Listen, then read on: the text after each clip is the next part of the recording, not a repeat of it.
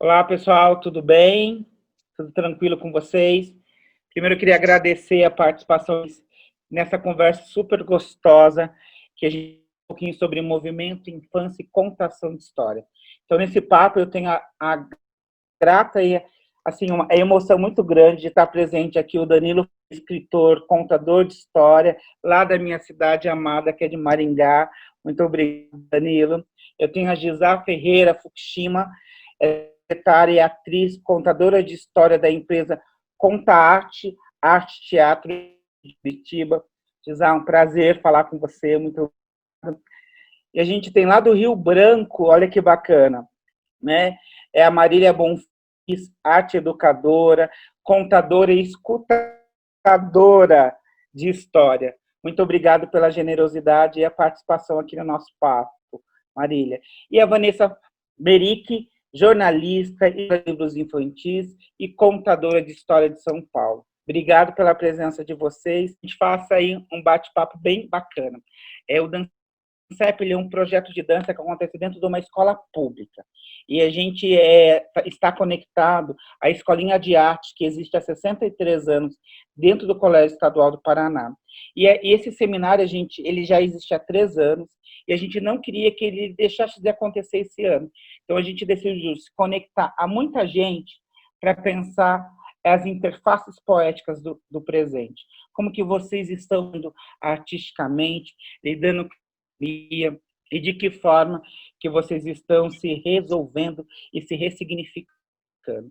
Então, queria agradecer a presença de vocês e também agradecer, a gente conta com, desde o ano passado, a gente tem um patrocínio pro DanceP, de um sistema de bolsas para os nossos estudantes de realidades sociais mais complexas, aí pela Sanepar.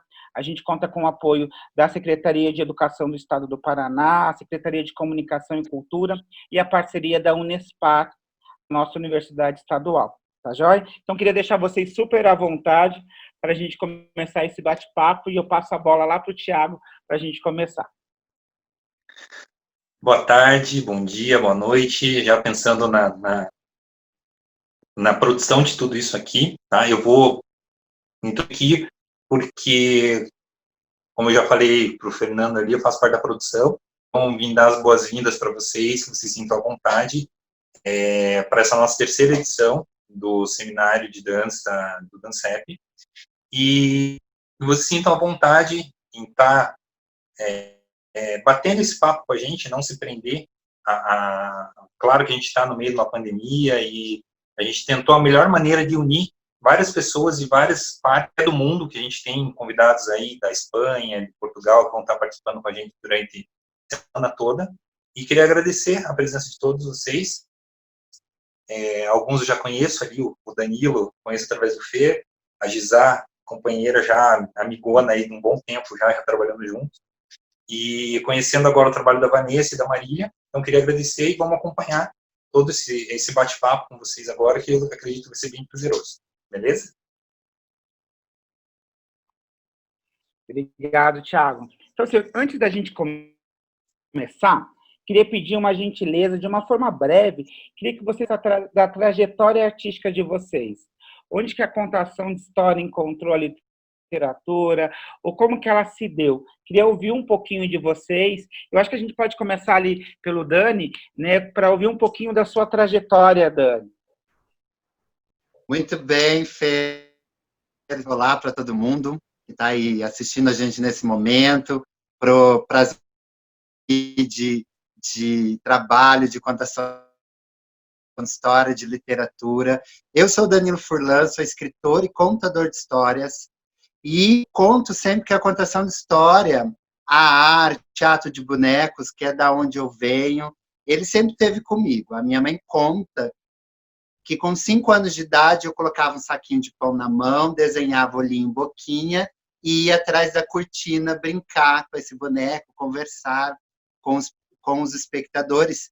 Então a arte já nasceu dentro de mim. Eu não me lembro o momento em que eu escolhi a arte. Eu acho que eu sempre estive já escolhido pela arte. Desde pequena, eu sempre gostei de fazer, de assistir, de construir bonecos, de ir fazer teatro para o vizinho.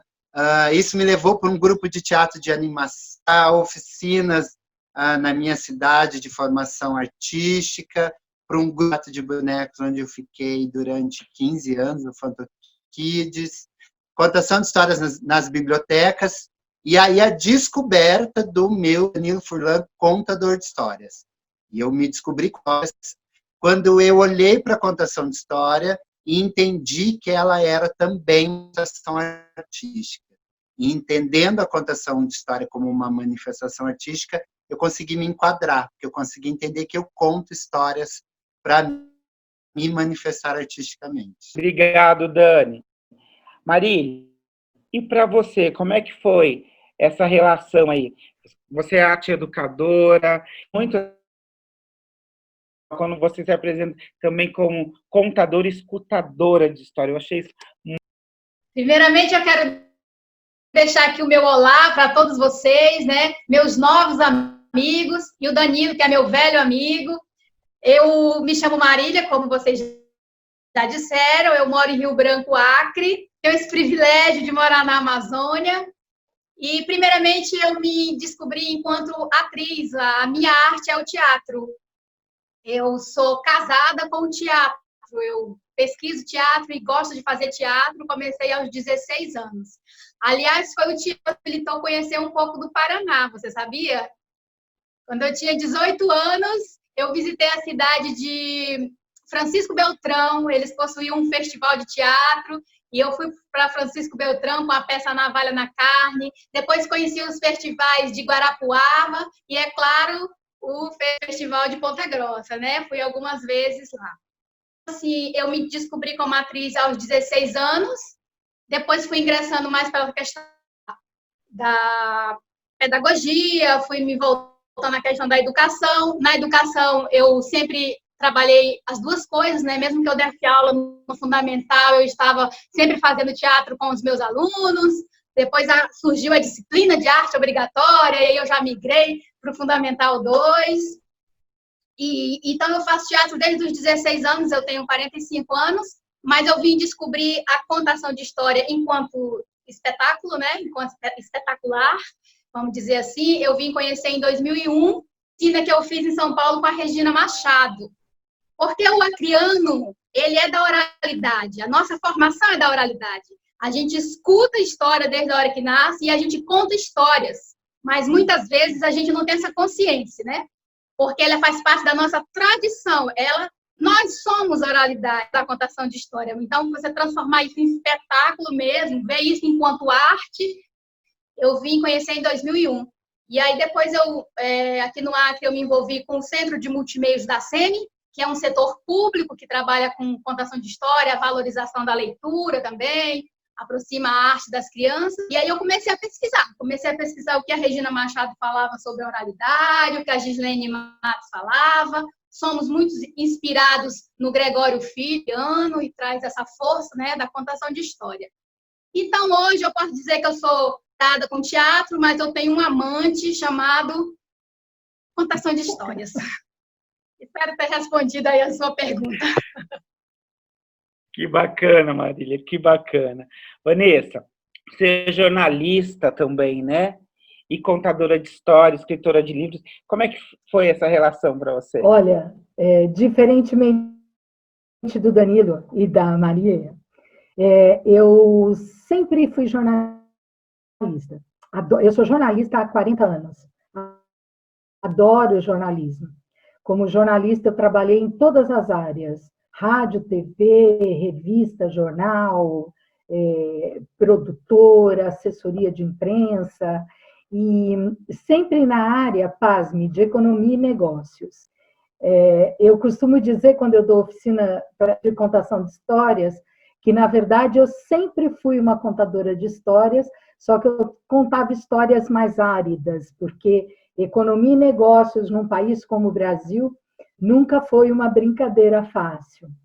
Aí aconteceu uma coisa na minha vida, eu já estava em plena maturidade, eu já lia muito livros infantis, eu tenho 4 filhas e li muito elas, sempre gostei muito da literatura infantil, mas nunca me dediquei a não ser naquela coisa de mãe, de como jornalista e leitora, querer criar filhas, consegui, graças a Deus, mas nessa trajetória aconteceu uma coisa muito triste na minha vida, e que daí eu queria fazer alguma coisa que me tirasse daquela tristeza. E aí eu fui contar histórias em hospitais para criança, o que foi outra atividade que eu diria que poderia ser até muito triste, porque contar histórias para criança numa UTI de hospital não me parecia inicialmente uma tarefa fácil, mas era exatamente isso que eu queria fazer. No fim, eu aprendi muito mais com as crianças e elas me deram muito mais do que eu dei para elas. E aí eu me descobri contadora de histórias nesta situação. Só que aquela coisa me pegou. De histórias me pegou de tal maneira que, quando eu me vi, eu já estava contando histórias para outros grupos em bibliotecas e acabei me profissionalizando como contadora de histórias antes mesmo de eu deixar o jornalismo. E quando eu deixei o jornalismo, eu era diretora de uma das maiores agências de assessoria de imprensa do país, de comunicação corporativa. E mesmo assim eu deixei, porque eu queria viver muito mais feliz contando histórias do que escrevendo economia e negócios.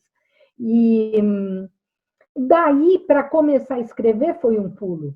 Antes de eu sair dessa agência, inclusive, eu já tinha 2 livros infantis publicados. E, como diz a Marília, quem é um bom contador de histórias, ele é, sobretudo, um bom ouvinte. Então, é nessa escutatória que a gente consegue caminhar pela literatura, porque daí você consegue colocar a palavra, aquilo que você escutou, que você elaborou, que você pensou e que você passa a dizer alguma coisa. Então, eu enveredei pela literatura infantil exatamente em função da minha escutatória, né? E como diz a Marília, olha, eu estou me baseando muito nela e no Danilo, porque daí tem uma coisa assim, eu comecei a viajar bastante, foi quando eu conheci o Danilo, a gente se conheceu num congresso, eu também conheci o Paraná, assim, Marília, e tive a honra de participar de um projeto junto com o Gregório Acriano, grande mestre. No ano passado, estive no Festival de Ponta Grossa com a Gislene, outra grande mestra.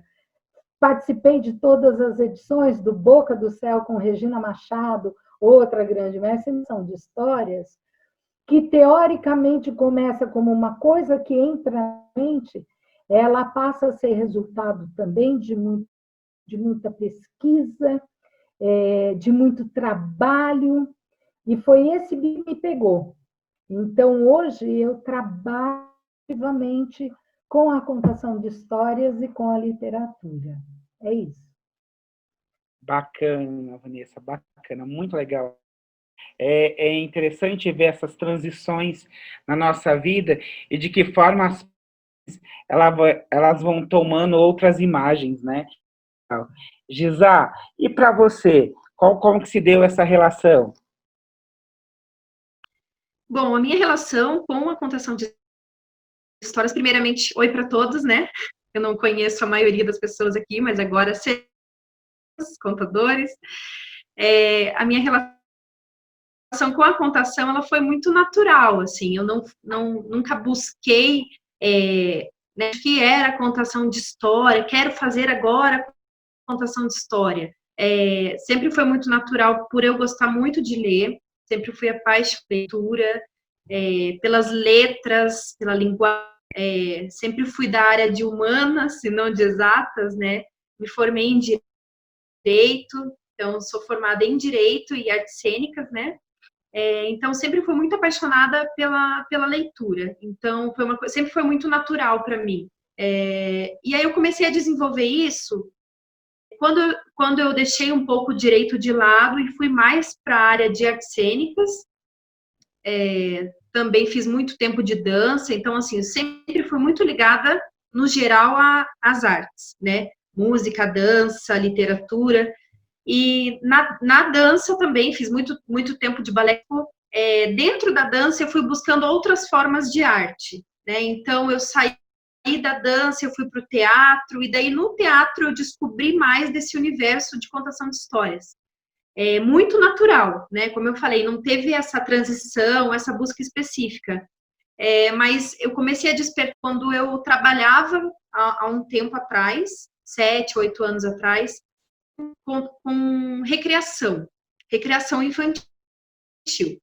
E eu tentava achar alguma forma de levar para as crianças uma forma de que não fosse apenas brincadeira, brinquedo, alguma coisa que fizesse um pouco mais de sentido e que incentivasse as crianças com a leitura, né? Que elas tivessem mais esse contato, que não fosse só dentro de uma escola e que não fosse sempre de uma forma que, infelizmente, a gente vê de uma fória, né? Então, tem muita gente que, eu tenho que ler, eu preciso ler.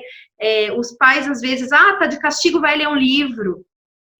Então, um absurdo, né? Mas, enfim. E eu tentei levar para as recreações a contação de história. Então, para a criança se divertir dentro de um aniversário, ouvindo uma bela história, ou às vezes alguma história que tivesse relacionada ao tema do aniversário. Então, assim que começou, que eu comecei profissionalmente a trabalhar com a contação de história, tentar levar como uma forma de entretenimento para a criança gostar e instigar a ler mais, e eu quero saber mais dessa história, vou comprar o livro. Então, dessa forma foi que eu me tornei contadora de histórias oficial, né?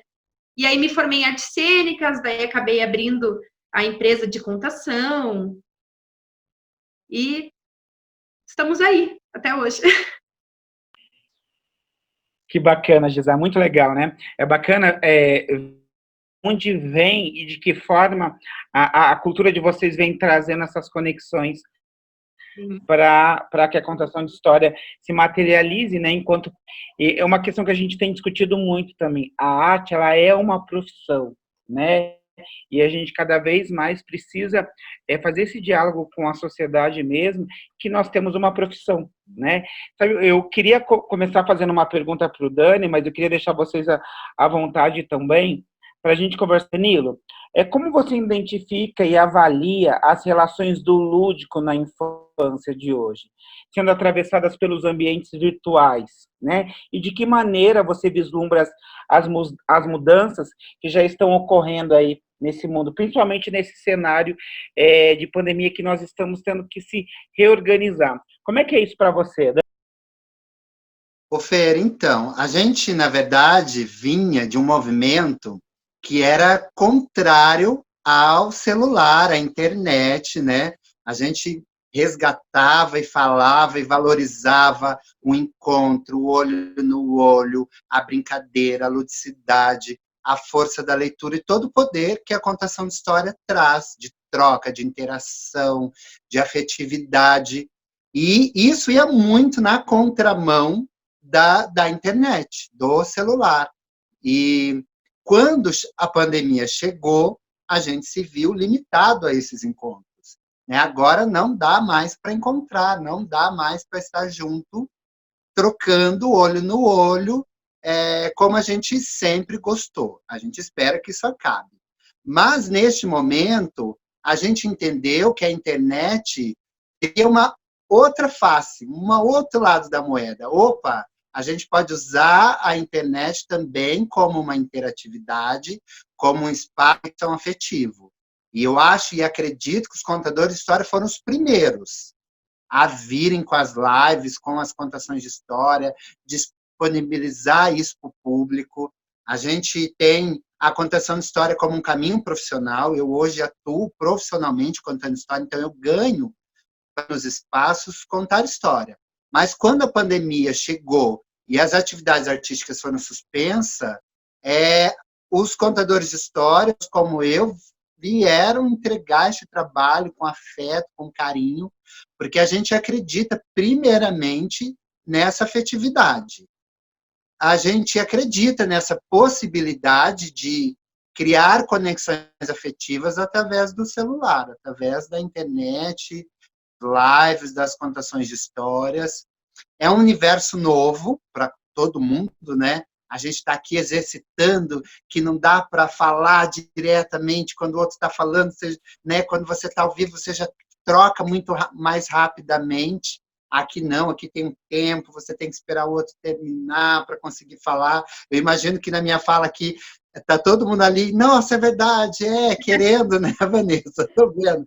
Fazer troca, porque a arte ao vivo ela é muito mais dinâmica. Então, a gente está aprendendo a usar este recurso, e eu acho que a gente vislumbra esse universo como um universo de possibilidades.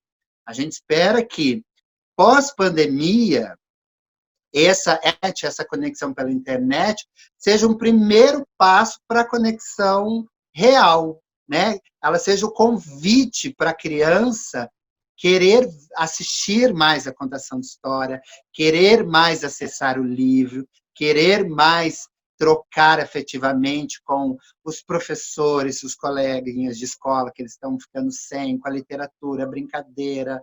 Enfim, a gente acredita que, depois disso, a gente pode continuar usando a internet como um convite. Por enquanto, ela é o principal caminho, mas futuramente ela pode ser um convite, continuar sendo usada, mas que nada substitua os encontros afetivos, os encontros olho no olho, os encontros de contação de arte, corpo, movimento, dança, isso tudo. Eu já vi que a Gisá e a Vanessa já se manifestaram, fiquem à vontade, meninas. Mas eu acho que é uma questão que você trouxe que é bem importante, Dani. É mais uma ferramenta que a gente vai ter para o nosso leque de atividades. Eu acho que dessa vez a gente vai ter que se preocupar com mais essa possibilidade. Isso não exclui a presencialidade, né? É uma nova forma de conectividade, né? Porque, às vezes, eu me peguei assistindo uma peça de teatro a semana passada, e o que mais me encanta no teatro é a presença. Você estar ali com o ator, com a atriz, tudo que vem com o teatro, né? É aquela sala, é aquele cheiro de... Quem é o povo do teatro tem um cheiro que é do teatro, né? Então, é tudo isso. Só que, ao mesmo tempo, eu vi muita gente que nunca foi num teatro assistindo, falando, nossa, eu preciso, assim que eu puder, eu vou para um teatro para assistir essa peça. Então, eu acho que abriu outros canais de comunicação. Era um pouco disso que eu queria falar. Essa generosidade, essa coisa que veio, que a pandemia nos trouxe, foi uma entrega que ninguém sabia que seria possível.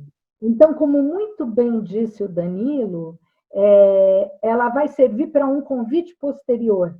Os abraços serão mais longos, né, Danilo? Os encontros serão mais festivos. Primeiro, porque há uma saudade imensa da presença. E segundo, porque a gente descobriu uma generosidade na arte, na presença. E é claro, aí a gente pode falar de todas, porque basta você abrir a internet para você ver live de tudo, de yoga, de crochê, de tudo, né? Então, essa ferramenta, esse mecanismo, nos trouxe um mundo novo. Agora, eu queria contar uma coisa que aconteceu agora há pouco, eu estava, antes de vir para essa gravação, eu estava fazendo uma live que eu tenho de sábado com a minha editora, e depois da live, a gente sempre recebe, todos nós, né? Recebemos vários WhatsApps de quem entrou e tal. E a mãe de um menininho entrou dizendo, olha, o Theo que não está conseguindo fazer lição online porque ele não quer, porque ele não gostou, parar para ouvir as suas histórias. E como ele tem, e aí ela me contou, acabei de contar um livro que se chama Macambúzio, e como ele tinha este livro, porque ele já é leitor, ele não é alfabetizado, ele é o leitor ainda em vias de ser alfabetizado, ele foi acompanhando a minha contação de histórias por meio das páginas dos livros. Ela falou, de repente, eu vi o Theo na frente do computador, o que ele não queria fazer, ouvindo você e com o livro na mão. Isso, para mim, foi absolutamente novo e eu preciso te mandar essa mensagem para te agradecer. E eu fiquei extremamente emocionada com isso. Então, isso deve ter acontecido comigo, como está acontecendo com muita gente, da gente estar conseguindo dar o start para uma série de questões que só apareceram nesse momento. O planeta precisava parar para que essas começassem a acontecer, né? Em que pese toda a tragédia humana que significa uma pandemia, né? Eu acho que hoje em dia a palavra do momento é reinventar, né? Então eu acho que está todo mundo buscando isso de uma forma ou de outra, buscando se reinventar. Eu concordo completamente com todos, assim, de que nada substitui o estar presente, o olho no olho, a questão que você falou do cheiro. Eu acho que o cheiro remete a muita coisa, lembrança, o cheiro de uma poltrona de teatro. Então, assim, nada substitui, né? Mas é uma forma de reinventar. Eu acho que hoje em dia, falando agora como mãe e não como contadora de histórias, né? Eu vejo como também essas relações se aproximaram, mãe e filho.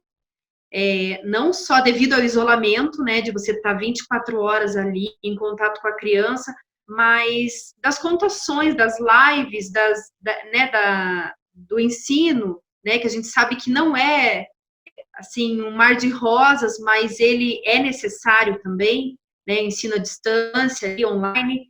Então eu vejo que como também os pais se aproximaram das crianças ao escutar uma contação de história online, né? Eu, às vezes, sento com os meus filhos, no meio da contação, eles vão perguntando alguma coisa, aí eu paro um pouco, pesquiso, falo, olha, isso aqui, aí a gente volta para a história. Então, tem essa possibilidade também de, às vezes, você parar no meio para você mostrar alguma outra coisa, e isso, posteriormente, né, acabando a contação, a conversa se prolonga, a história se prolonga, né? Então, acho que tudo é válido, né? A gente sabe que é complicado, nem todo mundo tem esse acesso, né? À internet, há uma contação online, mas dentro do que todos os contadores estão tentando, eu acho que é uma forma, assim, de se reinventar. Mas, claro que a gente sente falta, né, da presença. Eu sinto muita falta da interação das crianças, né? Então, nem só de eu estar contando, olhando para eles, mas eles pararem a história no meio, fazerem uma pergunta, falar, não, mas o personagem tal não é assim. Então, assim, essas interrupções que são necessárias e que fazem parte da contação, né? Isso faz muita diferença, né? Você não está ali com a criança para interagir no momento da história. Isso eu confesso para você que desde quando a gente entrou em isolamento, foi muito bacana, assim, bacana, não sei se é a palavra correta, mas a gente falou, ó, a partir de amanhã não tem mais aula.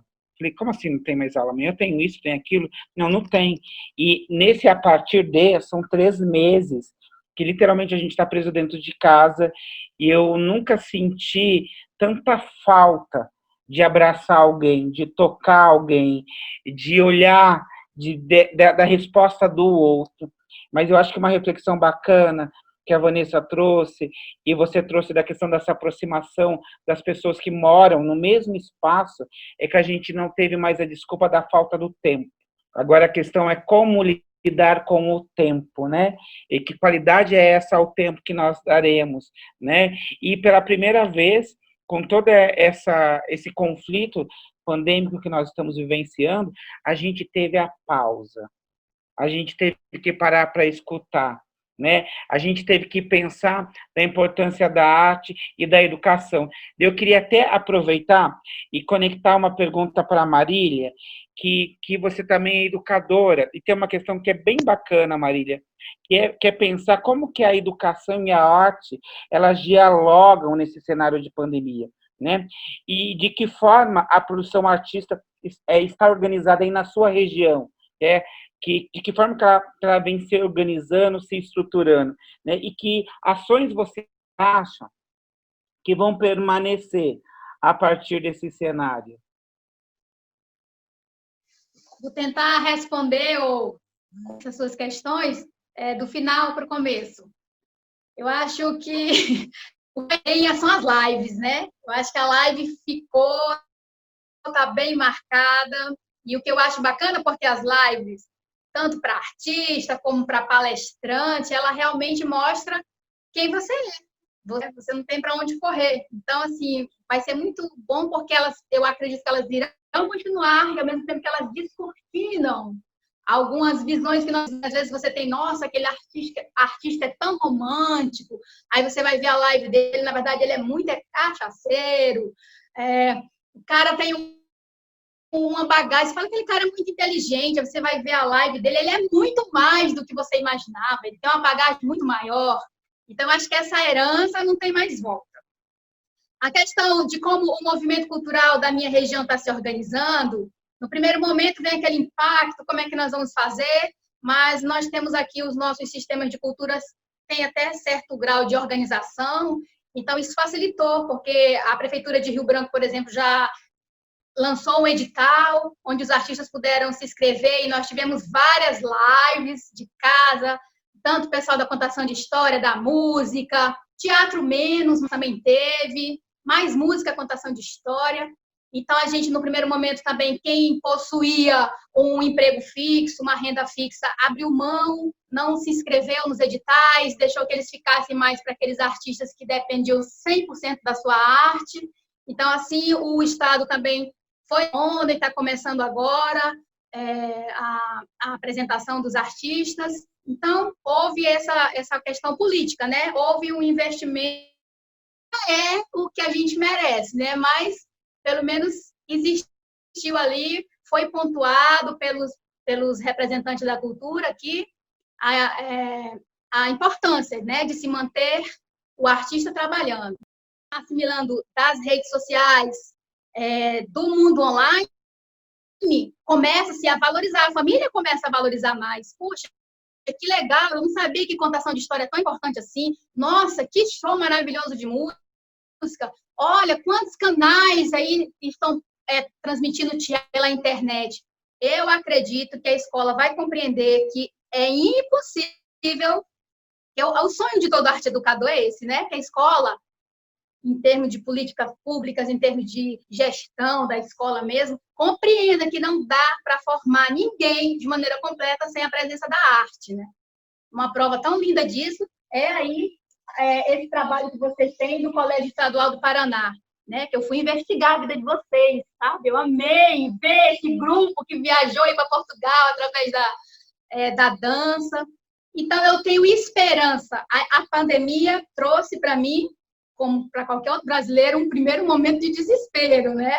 Depois vem aquele enfraquecimento que você se fecha no quarto, que é deitar. Depois você fica com remorso porque você deitou. Aí você acorda para a realidade e começa a ter esperança. Eu tenho esperança que a educação vai valorizar muito mais a arte, e eu tenho esperança que os artistas também vão começar a se assumir mais enquanto educador. Eu tenho essa esperança. Fernando, eu não consigo pensar educação sem arte. Não há possibilidade de nenhum processo educativo sem eu pensar num processo cultural. E eu acho que tanto a contação de história quanto a literatura são fundamentais, né? Então, não tem como, gente.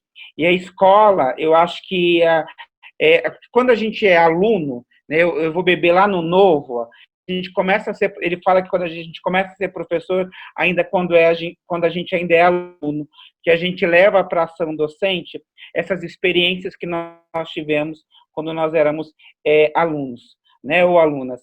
E daí eu acredito que hoje, principalmente, a gente precisa entender que o processo de ensino, ele se dá em outros formatos, não único mais, né? Que o processo de apropriação cultural, ele se dá de múltiplos formatos. E eu acho que essa pandemia está mostrando essa riqueza. Quando a gente fala em Brasil, então, nós fala essa riqueza que nós temos, né? Porque, como a Vanessa bem colocou, o artista é de uma generosidade que foram os artistas que abriram as suas portas de casa para entregar, acalmar os corações, que naquele momento uma ação mais complexa ali. Daí eu queria até aproveitar, Vanessa, e perguntar para você de que modo a literatura e a contação de história, né, estão se mobilizando nesse cenário, né? Porque você tem aí dois universos, né, que tem um diálogo muito, que você vê a mobilização da literatura e da contação de história. E se você acha também que vai gerar um impacto no campo da inovação e das tecnologias. Bom, eu vou começar, como diz a Marília, para começar, né? Vou falar um pouco eu vou falar uma frase da Marion Woodman, que é uma analista junguiana, e que ela fala uma coisa muito linda, que ela diz assim: nós somos salvos pela força das histórias que nos contamos acerca de nós. Então, a humanidade, ela traz uma história ancestral. E essa história, ela nos conta que não é a primeira pandemia que a gente vive. E a própria literatura, para ser mais específica, nos traz coisas maravilhosas com relação a isso, né? Então, me perguntaram, por exemplo, numa live, que livros falavam de pandemia. E a gente tem umas coisas maravilhosas. A gente tem A Peste, do Albert Camus, né?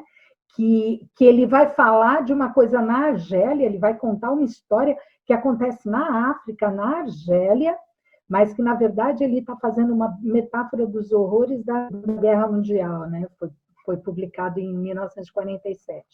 Aí a gente tem O Amor nos Tempos do Cólera, que é do Gabriel Garcia Marques, que foi publicado em 85, mas que ele vai falar lá de trás, ele vai falar da gripe espanhola, né? Ele vai falar da peste bubônica, vai contar uma história de amor que vai perpassar pelo horror de tantas mortes, né? E não dá para deixar de falar, gente, do Decameron. Decameron foi publicado em 1353, do século XIV, que o Boccaccio escreveu a partir da Grande Peste, que devastou a Europa, né? Então, Decameron é uma história que ele conta, veja só como as histórias são salvadas, e isso lá no século XIV ele já apontava, né? Porque Decameron é um livro extremamente mítico, místico, simbólico, mitológico, porque é a história de 10 jovens, né? 7 moças e que vão deixar Florença no meio da peste, porque todos estão morrendo, campo. E lá no campo, eles vão passar 10 dias contando histórias. 10 dias contando histórias. Olha isso em 1353. Olha a sacada do Boccaccio. A história já era salvadora, né? E aí ele vai com as histórias que são contadas por essas 10 pessoas. Então, são 100 histórias lindas, lindíssimas, que valores mitológicos, que traz valores arquetípicos, histórias completamente contemporâneas. E eu estou muito Decameron na cabeça, porque na semana passada eu participei de um grupo do Genan, da USP, da Faculdade de Letras da USP, que se reuniu para discutir Decameron como como essa possibilidade de dizer, então, olha só, isso já aconteceu, que histórias foram contadas, que histórias estamos contando, o que é que nós vamos escrever. Então, a nossa história, voltando para a frase da Marion, a nossa história nos conta que isso já aconteceu, né? Que também devastou o mundo, a grande peste matou 1/4 de toda a população da Europa. A gripe espanhola matou, inclusive, o presidente da República do Brasil. Vocês sabiam disso? Rodrigues Alves era presidente da República do Brasil, morreu de gripe espanhola. E não é porque não se cuidou, não é porque ele acreditava que isso era uma gripinha, não. Na verdade, ele foi um grande sanitarista, ele foi o cara que criou o Instituto Butantan quando ele era governador de São Paulo. E ele morreu de gripe espanhola, tamanha potência daquele vírus na época, né? Então, essa tragédia humana já aconteceu e já foi contada, e já foi registrada pela literatura universal, né? Então, assim, por que dizendo isso? Porque a gente precisa beber das histórias mesmo, né? A gente precisa ouvir as nossas histórias e perceber, né? Isso já aconteceu. Deixa eu entender isso aqui, porque tudo é cíclico, né? O mundo é cíclico, né? Então, os acontecimentos estão aí para nos contar, nos instrumentalizar para enfrentar essas situações. Ele simplesmente, através daquela dança potente, daqueles gestos poderosos dele, ele contava uma história, né? Vanessa, que bacana, né? Olhar para a própria história e ver as nossas hoje no passado. Eu acho que a tua fala foi surpreendente e nos dá a ferramenta para pensar em algumas soluções, né? E daí eu queria já conectar para a Gisá.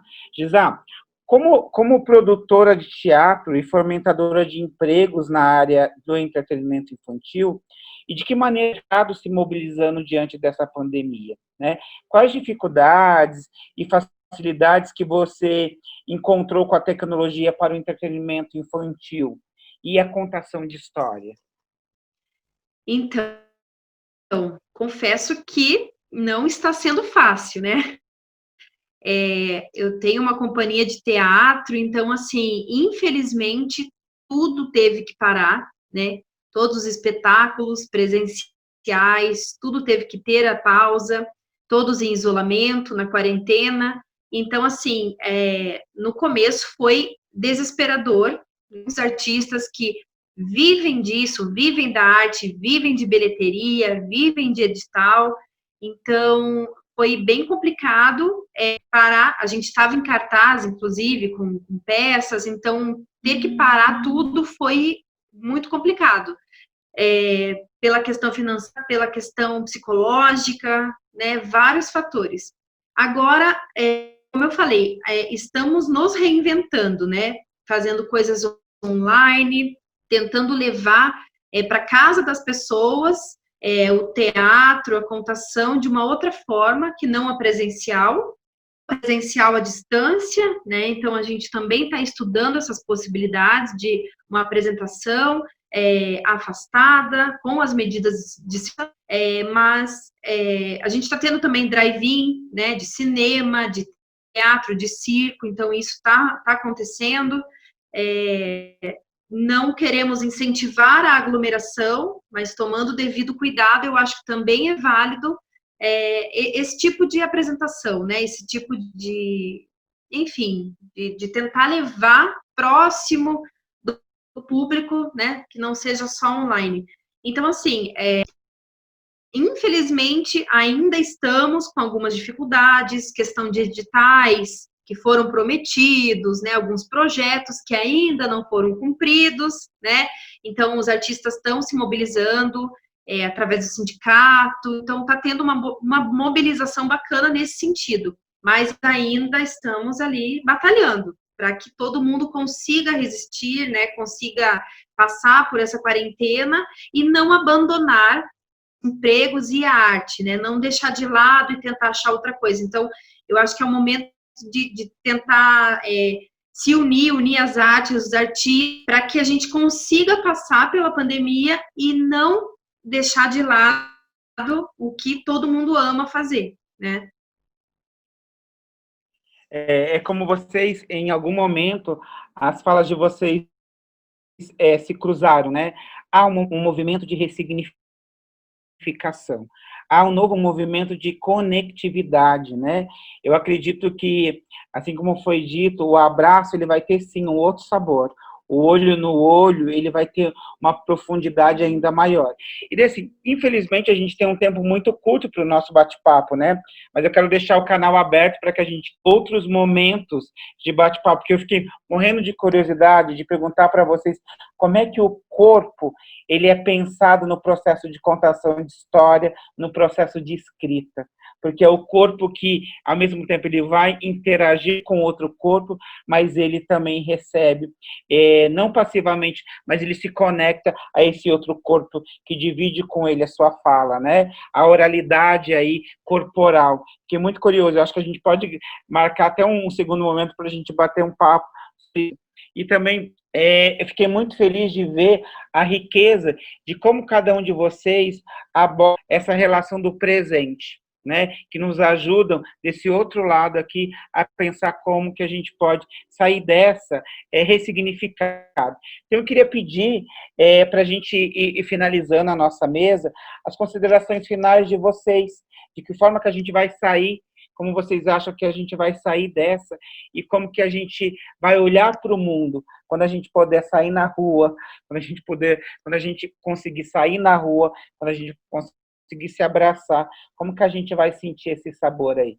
Eu queria deixar livre para quem se sentir mais à vontade, começar daí as considerações finais e esse último questionamento. Vanessa? Quer falar, Danilo? Eu acho que pode estar com você. Bom, de minha parte, eu acho que a gente tem que sair, acho que não sou só eu, acho que nós precisaremos sair fortalecidos, cientes deste aprendizado. A Terra não precisou parar a troco de nada, minha gente, né? A Terra, a Mãe Terra, Gaia, nos obrigou a parar, né? A figura mitológica Gaia, nossa Mãe Terra, nos obrigou a parar. Então, que essa não seja uma parada a troco de nada, que ela nos faça perceber as coisas não ditas, as palavras não ditas, mas que são percebidas, que a gente possa trabalhar com isso e se fortalecer dessa maneira. Tomara mesmo que a humanidade saia melhor disso. Às vezes eu tenho esperança, às vezes não. Mas, como boa contadora de histórias, isso tem que ter um final feliz, e se não for feliz, pelo menos uma coisa, um alerta colocado para que a gente possa pensar. Eu, seguramente, sairei fortalecida. Eu vou aproveitar o gancho. Eu também acredito que depois da tempestade vem a bonança. Eu acredito que as pessoas vão sair transformadas, mexidas, porque muita gente, como a gente falou aqui, acessou a arte, acessou cultura, acessou contação de história, acessou livros. Muita gente experimentou desse universo e é impossível sair da mesma forma que entrou depois que você experimenta o universo da arte, né? Eu acredito nisso. Depois que você experimenta a arte, você sai transformado de qualquer forma. Positivamente e negativamente, né?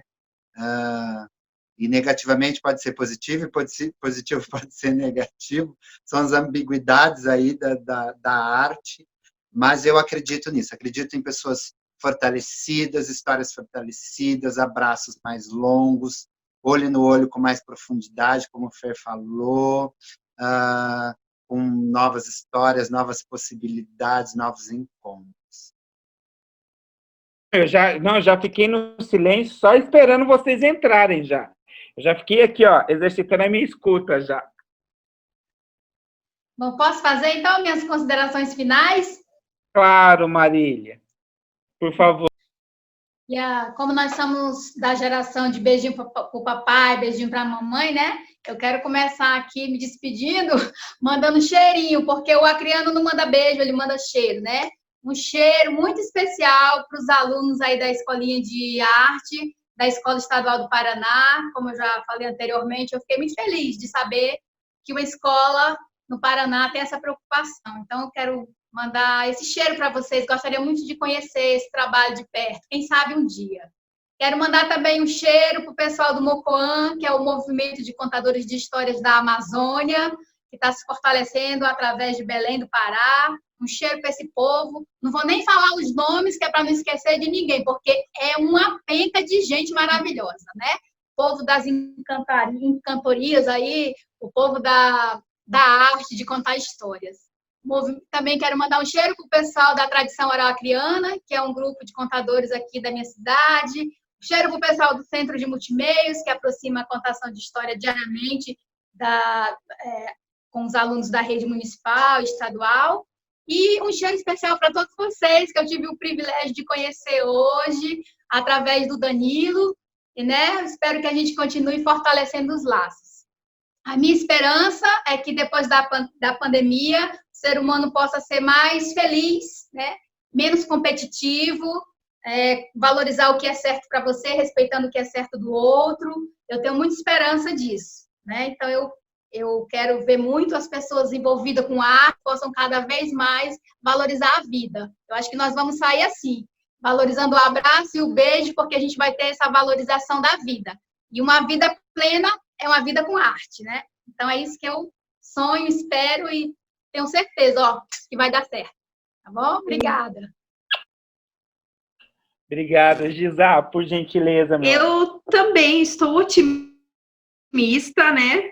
Claro que, como disse a Vanessa, em alguns momentos a gente desanima. Eu acho que está todo mundo muito fragilizado, né? Então, as emoções a mil, né? Uma montanha-russa de emoções.